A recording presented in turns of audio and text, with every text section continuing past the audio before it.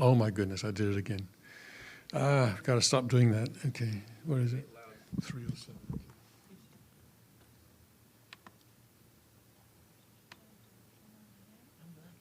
There we go.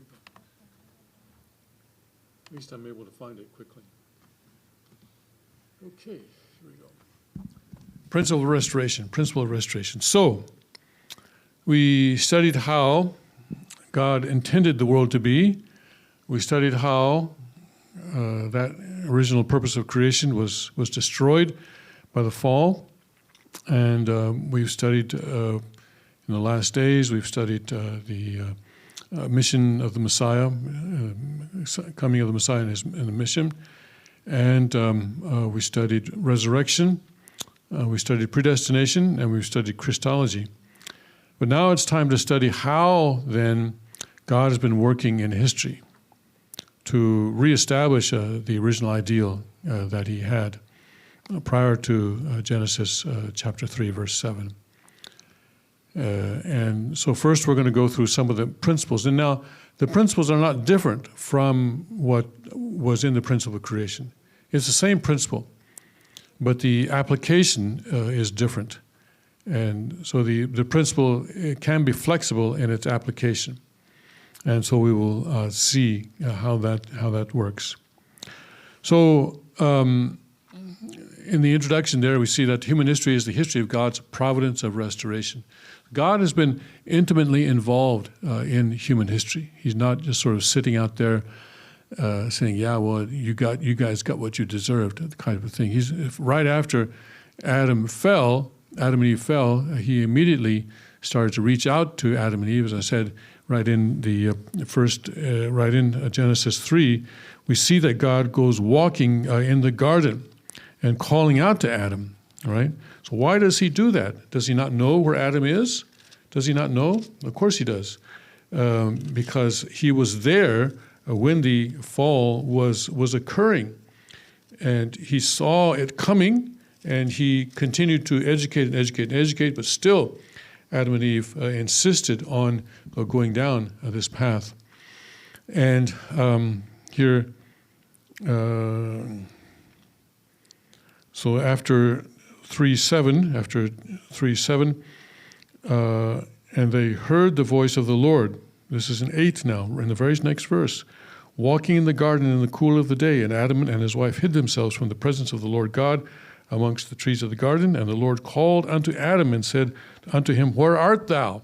So why is God calling to Adam? It is because he wants to give Adam an opportunity to respond.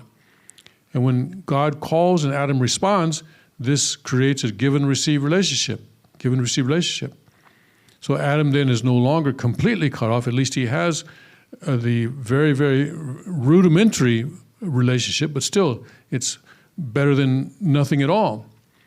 And Adam said, I heard thy voice in the garden, and I was afraid because I was naked and I hid myself. And so there's a conversation there. So that conversation then begins a give and receive relationship. And this is the beginning then of the history of restoration. And the very next verse after the fall. Because the providence of restoration is the providence of recreation that God pursues in order to recover the purpose of his creation, God conducts this providence according to his principle. That's right, it's not a new principle, it's the same principle. Thus, the principle for this providence is called the principle of restoration. And this principle of restoration explains the providence of God through which fallen human beings are restored to their original created state. Accordingly, unless fallen human beings know the content of the principle of restoration, they will ultimately be unable to find the path of life. This is why God, the Father, in the first section on why we study the OSDP, listed 6 things that are required for a world of peace, and this is one of them, to understand the principle of restoration through indemnity. This is the reason we must clearly know and understand the principle of restoration. And so this is what has happened, that the providence of restoration, you see here, God, these 2 arrows represent, you're not seeing my thing, are you? Okay, my laser pointer. Okay, here we have 2 arrows representing Adam and Eve. They came as far as the top of the growth stage. Before God could bless them in marriage, they fell to a level that was below where they started, because now they are unprincipled beings. They're not even at the level where they started, because they started as principal beings without original sin. But now they have original sin, and they are contradictions. They are under Satan's dominion, but also God can also have a relationship with them. So they're both. So that means that they're the womb of good and evil. But anyway, fallen human beings now have to receive the Messiah, have to be reborn through the Messiah, who is the second Adam. And then, when reborn through that, when they're reborn, then their original sin then is cut off, meaning that their relationship with Satan is severed, and the relationship with God is reestablished. And then finally going through this final stage to become completed human beings. And this is the path of restoration through indemnity. And this is the path that has been walked once already, because Adam and Eve already went this far. But then the path of the principle, the path of Shimjong, is a path that is yet to be walked. Adam and Eve never got this far. So when the Messiah comes, he and his bride must walk this path in order to open the way for all of humanity. Father, remember, said, "I know I've paved a highway for you, from the bottom of hell to all the way to heaven. I've paved that road for you. I've given you a car. I've given you gasoline. All you guys got to do is just drive the thing there." So he paves the road, right? He paves the road to heaven and to the road that all humanity must walk. So, but in its fallen state, God and Satan can both have relationship with human beings. As we saw, God called out to Adam even right after the fall. So it was possible for God to have a relationship, but also Satan has already established himself as the God of this world, the Lord of this world. So then here, we're one body with Satan, and we have Satan's evil nature, and we are Satan's dwelling. We're a child of Satan, Satan's thoughts and actions, and we have fallen nature and original sin. So this is what it means to say that we are the womb or the origin of good and evil. Satan has influence on us, and God also can have influence on us as far as there's goodness within us. Good and evil do not act or function to the same degree within human beings. In the case of fallen human beings, the basis of evil is completed, decisive element, and for this reason it is easily triggered into action and easily expressed. Isn't that true? The evil part of us is very easily triggered, isn't it? Whereas the goodness within us, it takes work. Yeah. On the other hand, in fallen human beings, the basis of good is as yet imperfect, and without a conscious effort to encourage and develop it, it cannot easily bear fruit. Yeah. It's much easier to do bad things many times than it is to do good things. Maybe not for you, but for me. Right? The restoration of fallen human beings then has to take place. Firstly, human beings have to have their fallen nature removed through a course of separation from Satan. So that's the first thing, to separate human beings from Satan. And then next, to restore the form or image of having been restored up to the top of the completion level of the growth stage. These three stages are also divided into three levels, and each level is also formation, growth, and completion. So you have formation, growth, and completion in the formation stage, formation, growth, and completion in the growth stage, and formation, growth, and completion in the completion stage. So here, we fell, Adam and Eve fell at the top of the growth stage, or at the completion level of the growth stage. So to go to that point then, go back to that point. On this foundation, human beings must meet the Messiah and be reborn through him. That is, have their original sin removed by him, thus restoring the position of human beings prior to the fall. Finally, by following and attending the Messiah, the true parent, human beings must complete their growth, in other words, going through now the completion stage, to achieve completion of Shimjong and become a completed substantial self. And so these first two stages, including the unprincipled realm here, are the course for the separation from Satan. Once we can get past this top of the growth stage, then we're able to say, okay, we're separated from Satan. Not that we don't make mistakes, but we can say that we can now we're in that completion stage and we're separated from Satan. Complete salvation is achieved and accomplished through the agency of the true parent. true pattern. At what point does Messiah come? At the completion level of the growth stage. So at the top of the growth stage, this is when the Messiah is able to meet us. The reason Adam and Eve fell at the completion level of the growth stage at the growing period. And this is why God, when he, after the fall, he goes walking in the garden and he calls out to Adam. But at that point there, Adam does not have the foundation to receive the Messiah, because Adam is way down here right now. And to receive the Messiah, human beings have to be at the top of the growth stage. And so there's going to be a process for going from the unprincipled realm where Adam is now to the top of the growth stage in order to receive the Messiah. So there has to be some foundation there before the Messiah can be received. If the Messiah is just going to be sent to be killed, then it's easy. You can send the Messiah anytime. I'm sure. I came from God. Oh yeah, just kill him anytime. Any barbarian would do that. Be happy to do that. But it's more complicated than that. Right? It can't just be killed and then resurrect and then everything will be all right.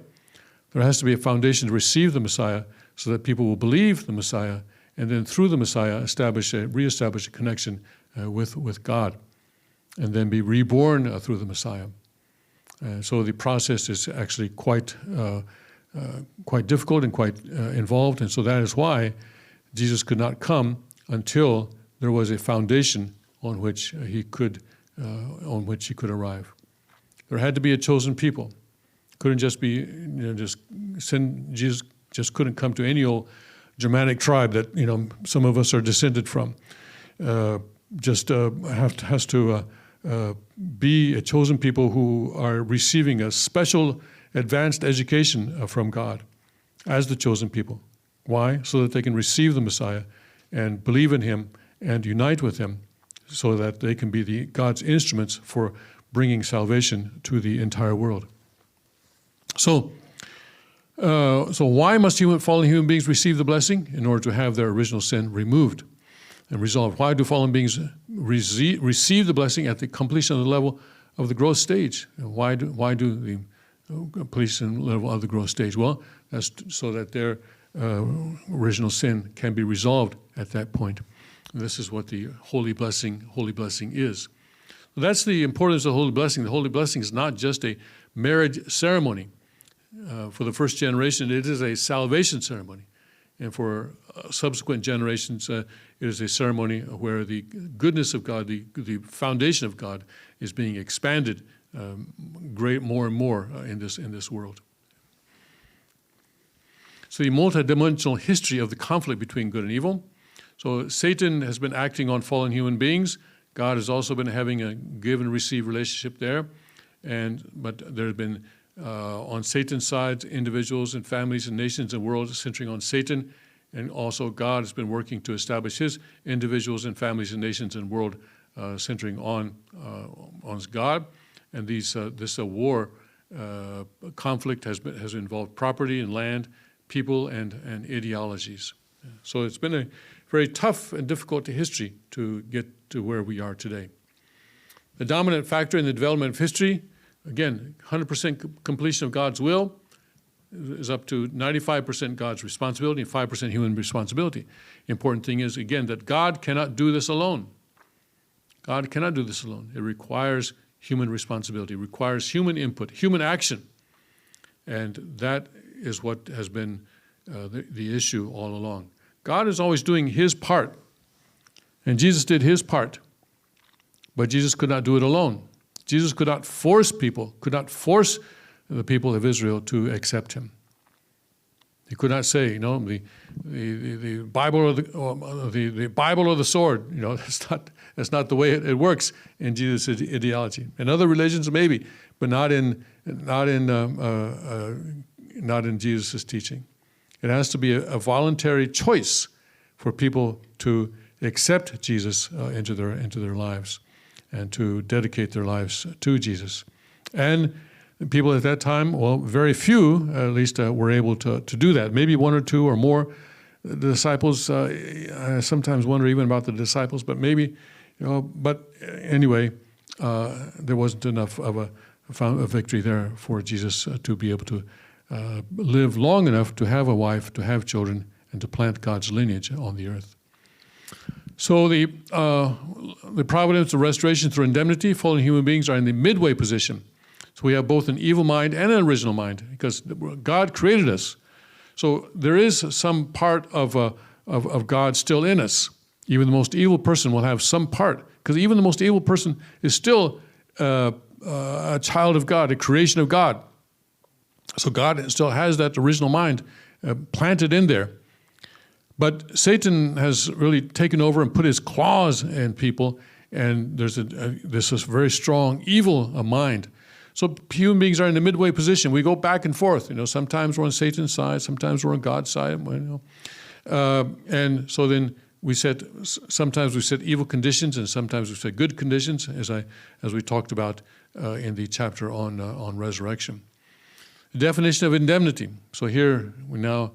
This is an important concept here of indemnity.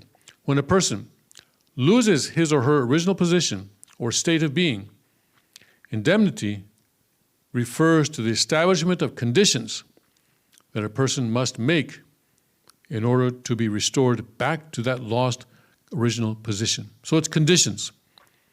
Indemnity is basically conditions that we set to be restored back to our original lost position.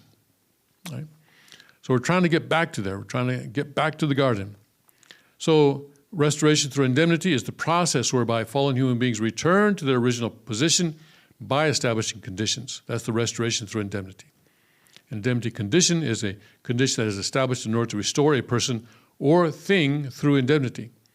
And the providence of restoration through indemnity is God's providence to restore human beings to the state where they were in when originally created by having them establish indemnity conditions.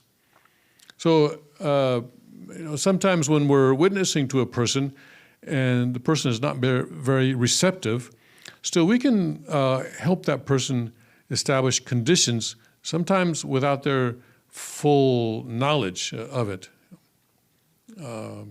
They may accept, for example, just accepting a book or a pamphlet.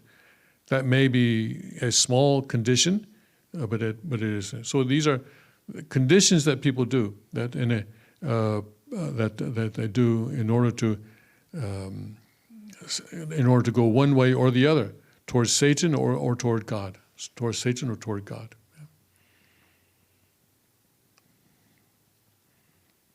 I think if we look back on our especially those of us in the first generation, if we look back on our life before the church, we can see some of the conditions that we set unknowingly sometimes, but these sort of led to a point where God could call us in this way. So conditions. So indemnity is about setting conditions that a person must make in order to be restored back to that lost original position. So, and there are three types of indemnity conditions. There's indemnity conditions of equal value. For example, Exodus 21, 23, and 25 talks about a life for a life, an eye for an eye, tooth for a tooth, a hand for a hand, a foot for a foot. So these are equal. So you take my life, I take your life. Or you take my, pardon? Money? well, that's my money anyway. Okay. So this is equal, okay? Those are equal conditions, equal value. And then indemnity conditions of lesser value, for example, faith, compared to the crime that was committed, compared to the fall that was committed, which took everything away from God. By the fall of Adam and Eve, God lost everything. He lost his cosmos. He lost everything. Everything was taken by Satan because Adam and Eve were at the pinnacle of God's creation. So by taking the pinnacle, Satan took everything. So considering that we are in that position, then it's a pretty good deal that all we have to do is believe in Jesus. It's a pretty good deal. It's an incredibly good deal, actually. And this is an example of an indemnity condition of lesser value.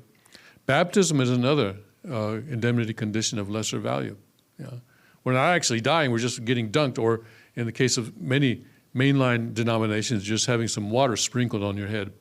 Holy Communion is another one, taking the wine and the bread.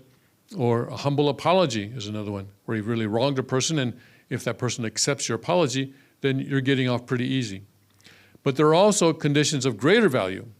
For example, the sacrifice of Isaac, we'll see, where Abraham was told by God to make an offering, and he failed to make that offering, just kind of a small, relatively small mistake.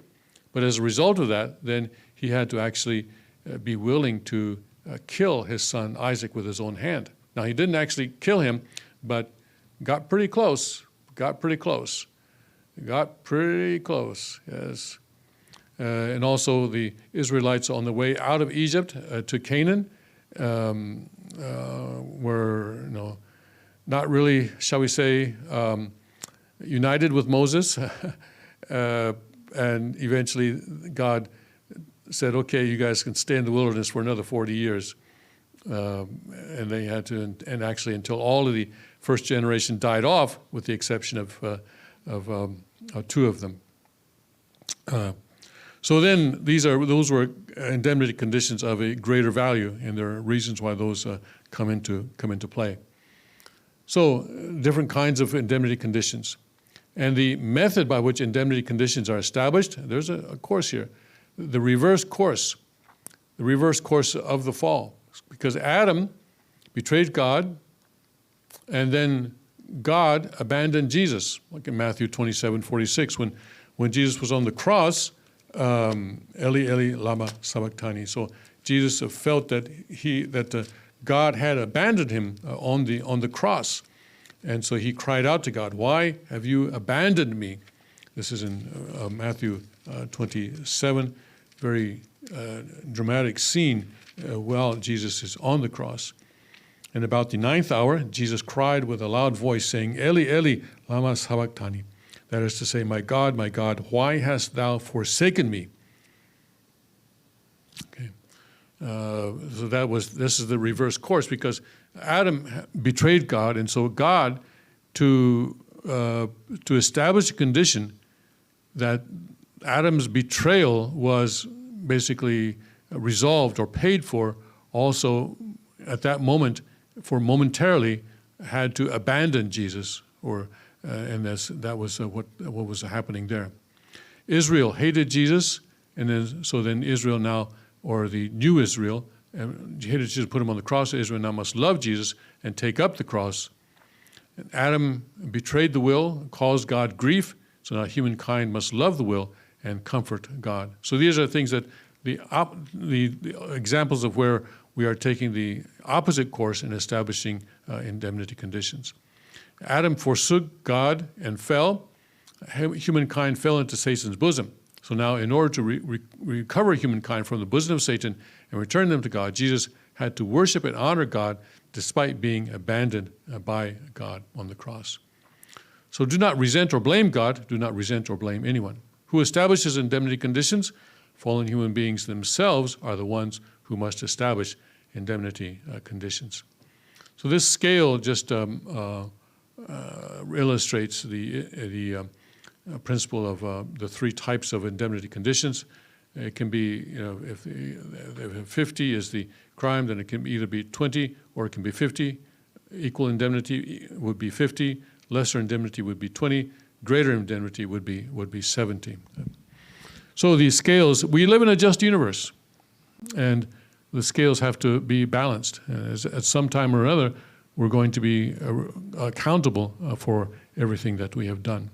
But being accountable does not necessarily mean that we have to pay the equal indemnity. Especially now, we receive a lesser indemnity. And the holy blessing is a pretty good deal in that sense. We just stand there, and it takes just about a half an hour, and then a 40-day separation, 3-day ceremony. All these things are relatively easy compared to the grief that was caused to God by the fall. So what indemnity conditions should fallen people make? We need to know what conditions Adam and Eve originally should have made. Why? Because indemnity conditions are established through the reverse course. So what should they have done? And what did they do? So then what is it that we must do? All right, so here we go. So human beings, okay, give and receive relationship with God, okay, and then having dominion over the angels and all creation, give and receive relationship there. But then this is what was supposed to happen. And then the angels then would love human beings from God's perspective. And also then angels would acknowledge and have human beings mediate between them and God. So here, God is the Father, and human beings are the children. So the angels are the servants of the children. So the angels would relate to God through Adam and Eve, and receive also God's love through Adam and Eve. So to establish Adam and Eve as mediators. And the angels were to obey Adam and Eve, and to multiply goodness through Adam and Eve, to multiply and continue to create, to expand the creation, to multiply God's goodness in the creation. And so here, establishing this connection between God and human beings, this is a vertical relationship, or we call this the foundation of faith. And here, the horizontal relationship between humans and the angels, this is the horizontal, or we call it the foundation of substance. So the foundation of faith is primary. The first, there has to be that foundation of faith, this connection between God and human beings. When that exists, then God's love can be transmitted to the angels and to all creation. So, because human beings are supposed to have dominion over all creation, that includes the angels. And then the angels also then make their offering to human beings, and then human beings then transmit that up to God. So the human beings then must believe and practice God's word, become the incarnation of God's word, and completing the character of as well. So human beings govern over creation, and the angels, or angels are part of creation as a person of completed character, and establishing the order within the created world. So these are the conditions that Adam and Eve should have established to create this kind of order within the creation. God, human beings, relating vertically, human beings believing, receiving God's word, believing it and practicing it, becoming incarnation of the word, and completing our character. And then based on that, then as we as a part of the third blessing, then we have a dominion over the angels as well. And then there's this LMOG, which we will see again and again through this principle of restoration. Love, mediate through Adam, obey, and multiply goodness. Love, mediate, obey, and goodness. So we'll see that LMOG come up again and again and again through this section. So the indemnity conditions for the removal of fallen nature now, so that was what was supposed to happen. Fallen nature, though, in the fall, Lucifer failed to love Adam and Eve from God's viewpoint. He was jealous and envious, because until Adam and Eve appeared for thousands, perhaps hundreds of thousands of years, perhaps actually maybe billions of years, Lucifer was the top guy. He was the top guy. And then all of a sudden, at the end of the creation process, God creates his little children. So how is Lucifer supposed to submit himself to these little children? Well, if he so that is why God gave the children, Adam and Eve, the word and also the warning not to eat of the fruit. So it wasn't difficult. All they had to do was not do that. And if one of them, if Eve failed, and still Adam was a fail-safe. If Adam and Eve fell still Cain and Abel were still fail-safe. So it didn't have to come to this point. But anyway, so there is this jealousy and envy that archangel felt. But that could have been dealt with if Eve had simply said no. All right. we see that, the archangel is not using physical force against her. It doesn't appear anyway in Genesis that he's actually using physical force against her. I don't know what would have happened if she had said no. God said, don't eat it, and I'm not going to eat it. But anyway, that's something that did not happen, so we cannot speculate on that. So now, anyway, what happened, though, was that Lucifer did not love Adam and Eve from God's viewpoint. So to restore that, there has to be the opposite condition, to love someone who is between us and God from God's perspective. And then also, the second thing was fallen nature was to leaving one's position for existence. And so, in other words, to take over a position, to try to be closer to God or try to be higher on the pinnacle of the hierarchy or something like that, in order to leave our position. And we each have a position that we are in, or several positions actually. We're a father, we're a son, we're a mother, we're a daughter, we're an aunt, we're an uncle, and we are also within organizations. We have certain positions. So we need to understand what that position is and what is expected of us as that in that position. And so now, to restore this, we need to keep that position and to establish someone as a mediator between us and God. The reversal of dominion is arrogance.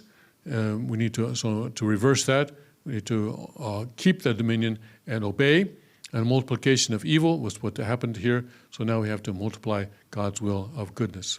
So God originally was to have a relationship with Adam, and then Adam and Eve were to eventually be one. But here, the angel, though, was supposed to serve Adam, but instead of doing that, he broke that relationship with Adam. Instead of raising himself up here, leaving his position here, taking over Eve, and then through Eve, taking over Adam. So all this, so these four things that have to happen in order to reverse what happened during the fall. So there has to be a foundation to receive the Messiah.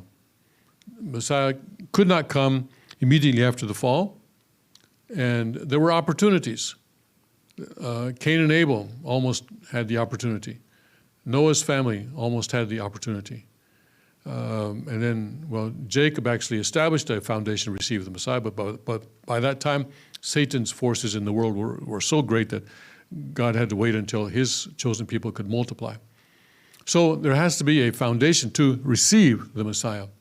And the hope of history is to establish a relationship with the Messiah. Fallen human beings must be restored to the state in which they were originally created. Must be restored to the state in which they were created. Because God is still not giving up on his original ideal, on the original world that he designed, because that is a world of goodness, and it's a fantastic world. It's a fantastic world where human beings are the perfect object partners of God in his love, where we live in the fullness of God's love. And it is a world that we cannot even imagine now how we will live in that world. But it is coming. For this to happen, they must establish a relationship with the Messiah. To establish a relationship with the Messiah, human beings must first establish the foundation for the Messiah. If there's no foundation for the Messiah, fallen people will kill the Messiah when he comes, which actually happened.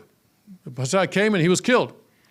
But still, even though Jesus was killed, still he was able to establish barely, thanks to the thief on the right, but barely, he was able to establish a foundation on which he could build his church and which he could offer spiritual salvation together with the Holy Spirit to people who believed to believe in him. Okay.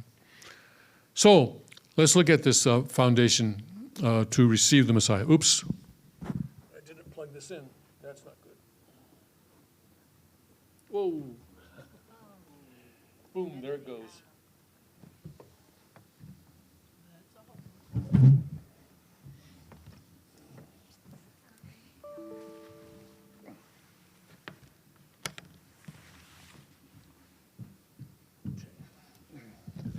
Sorry about that. Poor preparation on my part.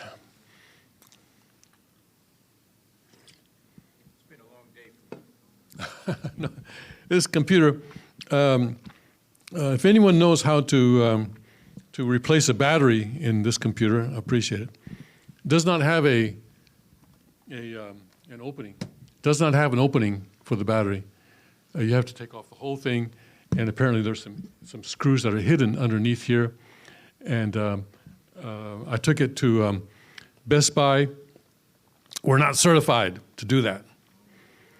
And I took it to one of these mom and pop computer stores. Yes, I'll do it, but you have to buy the battery from me.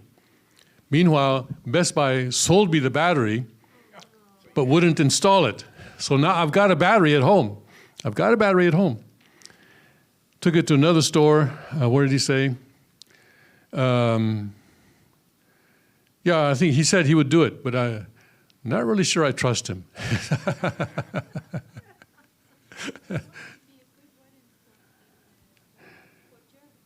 Oh, yeah? Okay. I went to one in Matamoros. See here, do you see that? Oh, you don't see it, do you? It says here, the system has detected the storage capacity of the battery stated below to be very low. For optimal performance, this battery may need to be replaced. Yes, well, I know that because I've been going, it's been a few months since this began. So anyway, I've had this computer now for, I don't know, at least a couple of years, maybe 3 years. And I only bought it for something like $160 at Walmart, yeah. So maybe they expect me to throw it away. But, you know, for one thing, I don't want to put this into a landfill. Come on. You know.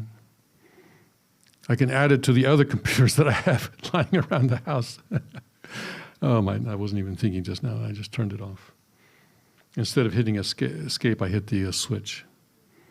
Okay. Okay. Are we good? Yes, we're back. Okay. That wasn't bad. That wasn't so hard. Okay. So, all right, we're talking about if there's no foundation for the Messiah, fallen people will kill the Messiah when he comes.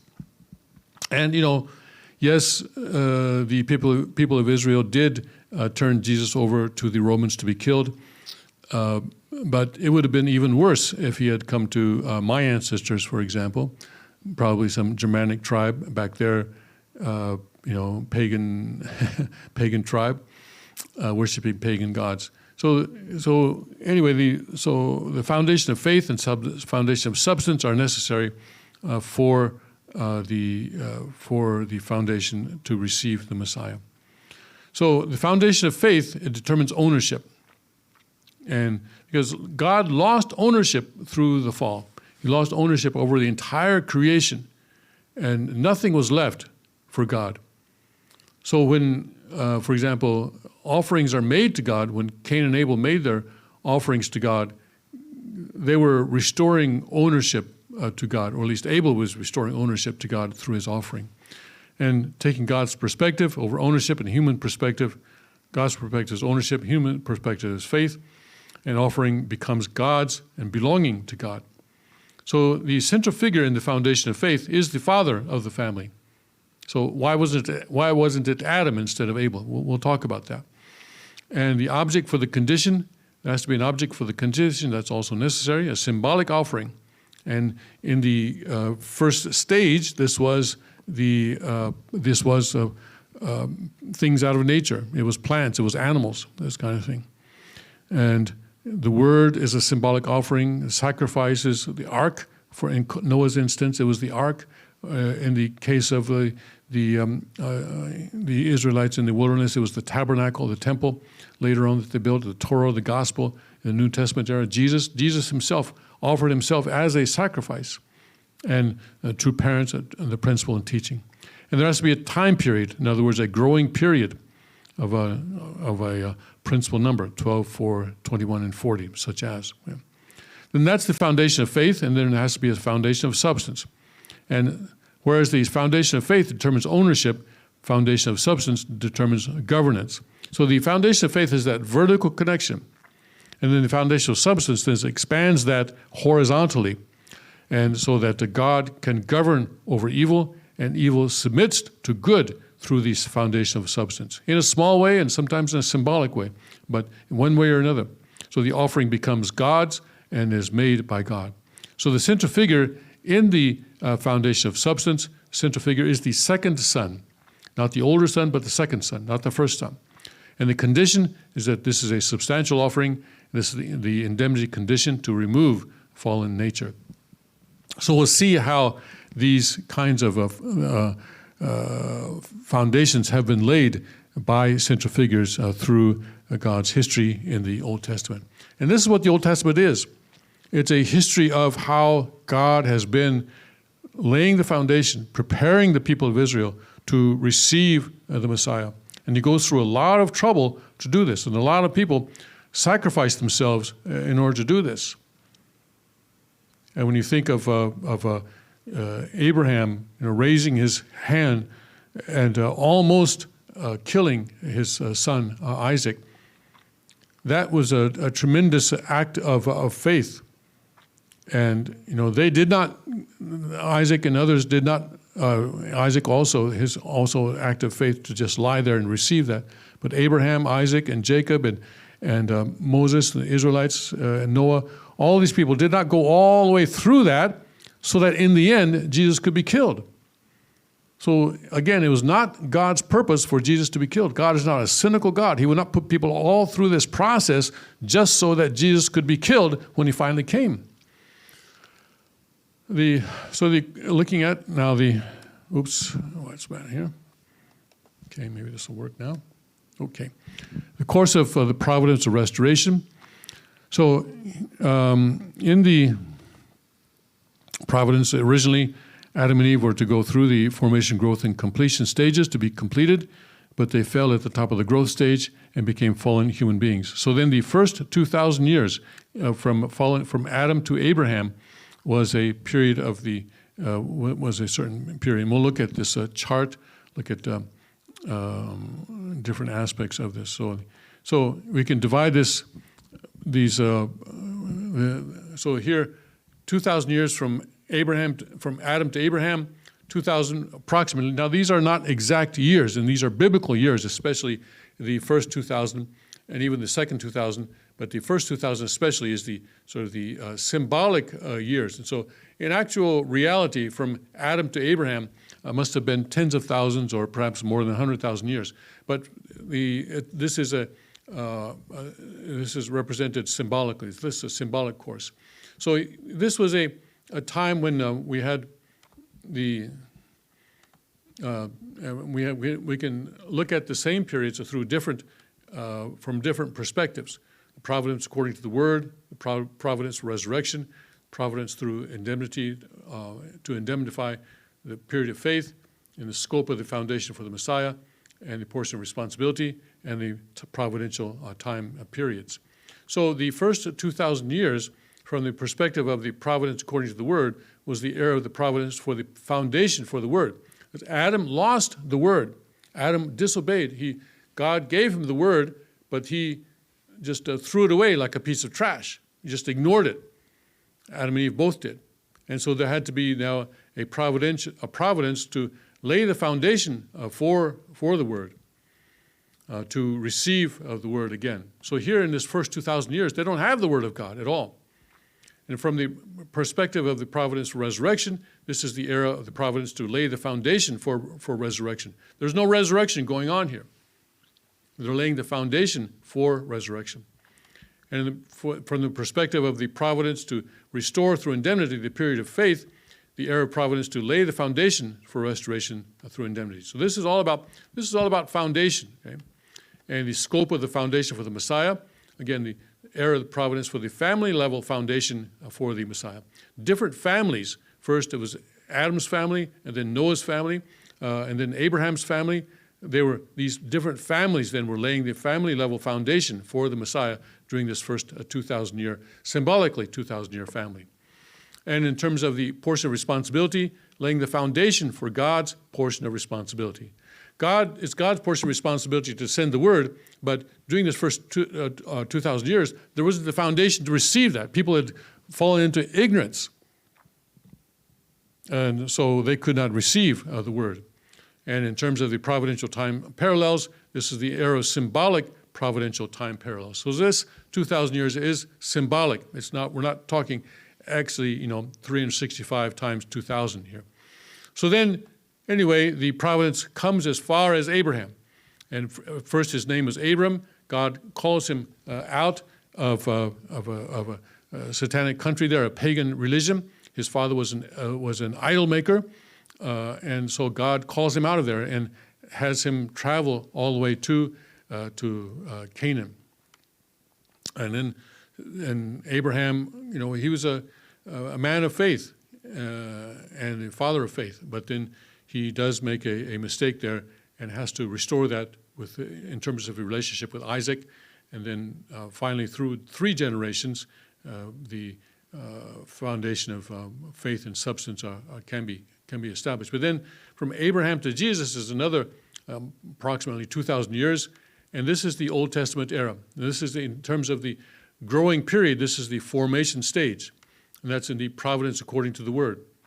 And in the perspective of the providence resurrection, is the era of the providence for the form stage resurrection. Remember, spirits go through 3 stages, and in the first of that lowest stage are called form spirits.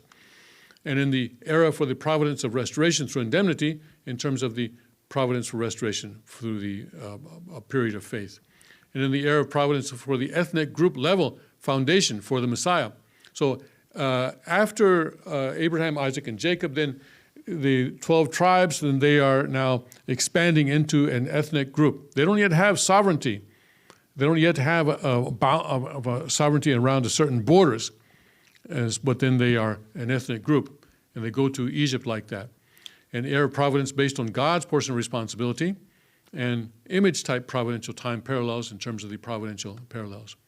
Now Jesus comes, and now this is now the New Testament era in terms of the providence according to the Word. And in the terms of the providence resurrection, it's the providence for the resurrection, for the growth stage resurrection. Now, spirits that lived during the first 4,000 years, biblical 4,000 years, can now, through Jesus, by helping the people who are around Jesus, then they can now go from the formation stage into the growth stage of a resurrection. And in terms of the providence to restore through indemnity, the period of faith, it's the era for prolongation of the providence of restoration through indemnity. It's prolongation because it could have all been wrapped up here. If Jesus had been able to take a wife, have children, and establish a lineage on the earth, it would have wrapped up here. And now the providence of salvation would have ended. But no, Jesus had to come again, so there had to be another 2,000 years between Jesus and the return of Christ.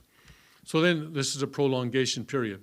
And the era of providence for the world level foundation for the Messiah. But in that 2,000 years, Christianity spread throughout the world. So now there's a world level foundation to receive the Messiah as an entire world. The world could receive the Messiah. And the era of providence based on Jesus and the Holy Spirit's portion of responsibility, and the era of substantial providential time parallels. Then here, in the completed Testament era, which is what we call the era after the coming of Jesus, then we have the era of providence for completion stage resurrection. People who have died, gone to spirit world in the previous years now have the opportunity now, through the holy blessing, to enter into the completion stage resurrection and become divine spirits. An era for completion of the providence of restoration through indemnity. It's the era of the providence for the cosmic level foundation of the Messiah. Remember that cosmic refers to both the spirit world and physical world. So now the foundation for the Messiah can be established on the cosmic level. So then if someone fails at that level, then that is a cosmic failure, isn't it? And that's the problem. You can go pretty high, but then if you fail, you have to watch out below. Era of the providence based on believers' portion of responsibility. And this is blank because, in terms of providential time parallels, there's no more need for time parallels once the Messiah comes. The purpose of time parallels is to reestablish the foundation for the Messiah, as we'll see later on. So that's why this last square is blank, because now, once Jesus returns, There's no more need for parallels in history. Now, some people like to create all sorts of parallels, and okay, that's fine. I'm sure God is inspiring that. But anyway, the last box is blank, okay? Then the history of the providence of restoration and myself. So what does this all have to do with me? Yeah? So here I am, and I am a descendant of Adam. All of us are descendants of Adam and Eve. And we have a give and receive relationship with God and with God's shimjong and his fundamental will and a providential mission. So then also then I need to establish a relationship with the Messiah, become one and serve and attend the Messiah, and go through a course of restoration through indemnity, not restoration through miracles. So miracles are, nice to see. It's wonderful when people are healed, but that itself is not restoration. Restoration takes place through indemnity, and we can also learn from the successes and failures from the people who went before us. So we are the fruit of history. We all are here because many people went before us and established a foundation for us to exist in the world, for one thing, and to be here. If you have studied your ancestry, I'm sure you know that that many people sacrificed a lot in order for you to have the opportunity to serve the Messiah in this age. And we are the last runner in the heavenly stadium. This is the metaphor that Father uses of the relay race in a stadium. For example, let's say, 400 by 4 relay race, right? Then our forebears are the first 3 people who have run in the relay race, and then we have the baton now, okay? And we have to run, and we have to win the race, okay? And so it's up to us to win the race, to cross that finish line and cut the tape. And we are also creators of new history. Did we lose the internet or something? Did I fiddle with my wire? I'm sorry. Okay. Let me put it up again. Oop, I did it again. I don't believe I keep doing that. But Alt 5, it's so easy. Where am I? 323, okay. What about there? No, there? No, it's too far. Okay, here we are. Here we go. There we go. Okay. I probably messed around with my foot. Yeah, okay. Can't touch it with my foot. Okay, so we are the last runner in the heavenly stadium, and that I don't know if it's 400 by 4 or 400 by umpteen million, but anyway, we are the last runner, and we are creators of new history. And so then we have the purpose that is required by history, the substantial body of completion and restoration of human beings, and realization of the kingdom of heaven, restoration and building Chonyuguk, so that we become one with the Messiah, and we become one with God's heart, and we establish Chonyuguk. So that's where we are. Yes, that's where we are. We are living in a very exciting time. Now, we are the womb of fallen human beings, are the womb of good and evil. Then we have fallen nature and original sin, and so we have to restore that. First, the word that God gave in Genesis 2:17, don't eat of the fruit, was broken, and so that was lost, and so we need to restore that word through our faith, faith, and practice. There has to be a central figure, there has to be offering for the condition, and there has to be a time period in order for that to happen. And the foundation for the Messiah, foundation of substance, has to be a person on the good side who exercises dominion over the evil side person. And the evil side person, the first son, must submit to the good side person, the second son. And these are symbolic positions, again, symbolic positions. And one person is not necessarily better than the other or something like that. So, but God does not put us in positions because he loves somebody more or less than somebody else. But these positions are necessary in order for the providence to succeed. You know, in this sense, people who are in a high position should probably especially be very humble. And that's what really impressed me about True Mother. She was so humble, you know, and when she first came and was living in the palace there, I went into her room and I started to bow, right? Of course, go into a room with True Mother, you start to bow. And she stopped me, said, "Don't bow." And I said, "But I want to bow." And what she said, "One reason that Hak Jahan became the way she is because she took too many bows." That's what she said to me. And she, even after that, she would not let me bow to her. "Don't bow, don't bow, don't bow." I'm not such a special person. She is a very, very humble person. And, you know, and I really feel that she was trained all that time. She met Father in 1952, right? 1952. So for more than 50 years, Father was training her, sometimes pretty severely if you know her testimony. He was pretty hard on her for many times. He would send her out pioneer witnessing for 40 days, and she would go out with just enough money to take her to her destination, the train ticket to her destination. And then once she got to the destination, it was up to her then to follow the Spirit and follow God's guidance to find a person who would offer her lodging and food and also help her to fulfill her evangelical mission. So she would do this for 40 days and go back out and give a report to Father. And then Father would say, "Okay, so how soon are you going to go back out?" And he did not allow her to rest. He was pushing her so hard. And of course, for 7 years, she did daily lecturing at a park in the middle of Seoul. And in her testimony, she talks about how one day there was a lot of snow on the ground. And so she said to Father, "You know, no one's going to come." But Father, "No, what? You have to go anyway." And because even though physical people may not be there will be spiritual people there who are wanting to hear your lectures. And so she obeyed and went out.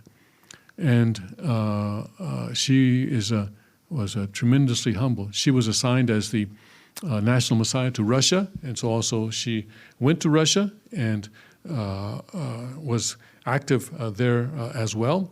And I know that there are many people in Russia who know and remember her and respect her very much. So she was put in this very high position, the highest of all positions among people who were born into this world with original sin.